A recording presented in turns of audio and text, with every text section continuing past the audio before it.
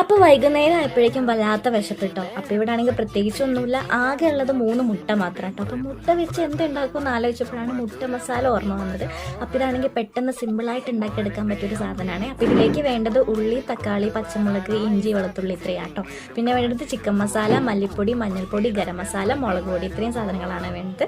അപ്പോൾ നമ്മളൊരു ചട്ടിയിലേക്ക് കുറച്ച് എണ്ണ ഒഴിച്ചിട്ട് കടുക് പൊട്ടിക്കുക. അതിലേക്ക് നമ്മുടെ ഇഞ്ചി, വെളുത്തുള്ളി, പച്ചമുളക് ഇട്ട് കൊടുത്തിട്ടൊന്ന് പച്ചമണം മാറുന്നത് വരെ വഴറ്റിയെടുക്കുക കേട്ടോ.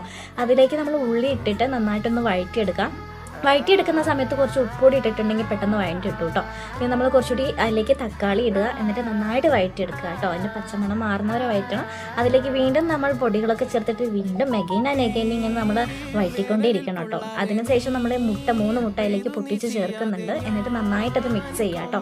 മിക്സ് ചെയ്തിട്ട് ലാസ്റ്റ് ഇങ്ങനെ ഡ്രൈ ആകുമ്പോൾ ആ സമയത്ത് നമുക്ക് കുറച്ച് കുരുമുളക് പൊടി ഇട്ട് കൊടുക്കുന്നത് നല്ലതാണ്. ഇത് നമുക്ക് ചോറ്, ചപ്പാത്തി, ബ്രെഡ് ഇതിൻ്റെ കൂടെ ഒക്കെ കഴിക്കാൻ പറ്റും. പെട്ടെന്ന് സിമ്പിളായിട്ട് ഉണ്ടാക്കാൻ പറ്റുന്ന സാധനമാണ്. ഒന്ന് ട്രൈ